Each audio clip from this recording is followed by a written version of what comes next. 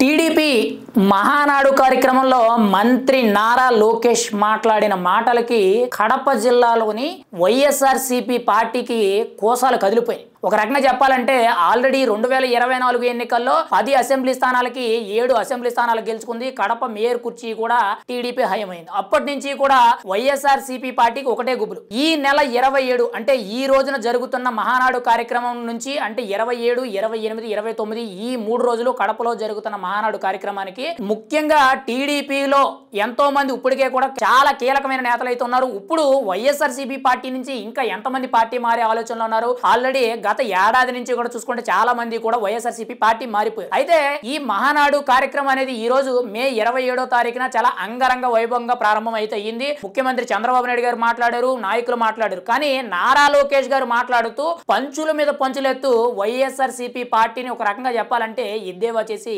ఇరకటంలో పెట్టారు. నారా లోకేష్ గారి మాటలకి వైఎస్ఆర్సీపీ శ్రేణులందరూ కూడా ఆశ్చర్యపోయారని మనం అయితే చాలా బలంగా చెప్పుకోవచ్చు. తెలుగు జాతి ఖ్యాతిని నిలబెట్టింది టీడీపీ పార్టీ. అధికార పక్షమైన ప్రతిపక్షమైన టీడీపీకి కొత్త ఏమీ కాదని చెప్పి చాలా గట్టిగా చెప్పడం జరిగింది. అంతేకాకుండా ఎత్తిన జెండాని దించకుండా మోసిన టీడీపీ కార్యకర్తలే నాకు స్ఫూర్తి, వాళ్ళని చూసి నేను ఈ స్థాయికి ఎదిగానని చెప్పి చాలా గట్టిగా చెప్పడం జరిగింది. అంతేకాకుండా మెయిన్ గా చూసుకుంటే నారా లోకేష్ గారిని గతంలో చాలా మంది కూడా అవమానించారు. అసెంబ్లీ సాక్షిగా తనని తన తల్లిని అవమానించారు. సొంత తల్లిని చెల్లిని కూడా తన ఇంట్లో నుండి గెంటేసి ఆస్తి వివాదాల్లో ఇరుక్కుంటున్న నాయకుడు జగన్మోహన్ రెడ్డి గారు అని చెప్పి సంబోధించడం జరిగింది. అంతేకాకుండా గతంలో నారా లోకేష్ గారిని అవమానిస్తూ ఒక మహిళా మంత్రి నారా లోకేష్ కి చీర, జాకెట్టు, ముఖ్యంగా తాంబూలం అనే విధంగా గాజులు, పసుపు, కుంకుమ అంతా కూడా నాకు పంపారు. అంటే నన్ను అవమానించే విధంగా అవి కట్టుకోమని చెప్పి నాకు పంపారు. ఈ రోజు నేను అదే దాని గురించి చాలా కీలకంగా చెప్పబోతున్నాను. ముఖ్యంగా గతంలో నన్ను ఎవరైతే అవమానించారో ఈ రోజు వాళ్ళందరూ కూడా అడ్రస్ లేకుండా పోయారని చెప్పి నారా లోకేష్ గారు అయితే చాలా గట్టిగా ఊటి ప్రశ్నలు సంధించడం జరిగింది. ఓవరాల్ గా చూసుకుంటే ఫ్యాన్ పార్టీకి నారా లోకేష్ గారు ఒక రకంగా మాస్ కౌంటర్ ఇచ్చి పడేశారని మనం అయితే చెప్పుకోవచ్చు. మహానాడు వేదికగా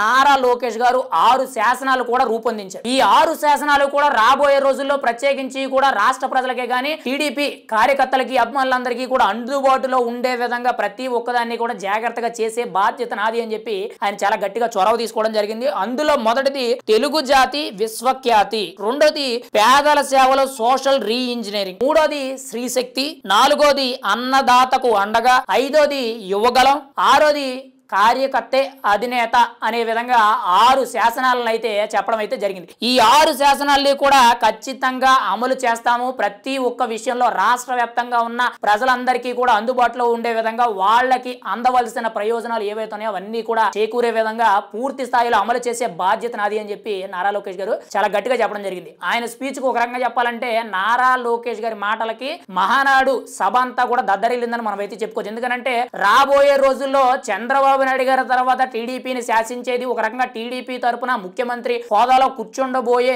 నాయకుడు ఎవరైనా ఉన్నారంటే అది కేవలం నారా లోకేష్ గారు. మరి ఆ నాయకుడికి గతంలో చాలా మంది కూడా ఈయన ఆ స్థాయికి ఎదగలేదు, ఈయనకి ఇంకా రాజకీయ పరిణితి రాలేదని చెప్పి చాలా మంది కూడా తనని కించపరిచారు. కానీ ఈ రోజు అదే నాయకుడిని చూసి చాలా మంది కూడా ముక్కు మీద వేలేసుకొని నారా లోకేష్ పనితనం ఎలా ఉంటుందా, ఆయన విధానాలు ఎలా ఉంటాయా, ఈ విధంగా చేయగలడు అనే విధంగా ఆయన వ్యవహార శైలి అయితే కనబడుతుంది. ఏది ఏమైనా సరే ఈ మహానాడు వేదికగా నారా లోకేష్ గారికి టీడీపీ పార్టీ పగ్గాలు అప్పచెప్పబోతున్నట్టు చాలా కీలకంగా తెలుస్తుంది. ఒకవేళ అవి ఆయన చేతికి వచ్చినట్లయితే మాత్రం రాబోయే రోజుల్లో ఇంకా బలమైన నిర్ణయాలు తీసుకుంటూ పార్టీని ముందుకు తీసుకెళ్లే అవకాశం అయితే చాలా గట్టిగా కనిపిస్తుందని మనం చెప్పవచ్చు. ఏం జరుగుద్ది, నారా లోకేష్ గారి యొక్క రాజకీయం అనేది ఏ స్థాయిలో ఉండబోతుంది అనేది మనం ముందు ఎదురు చూడాలి.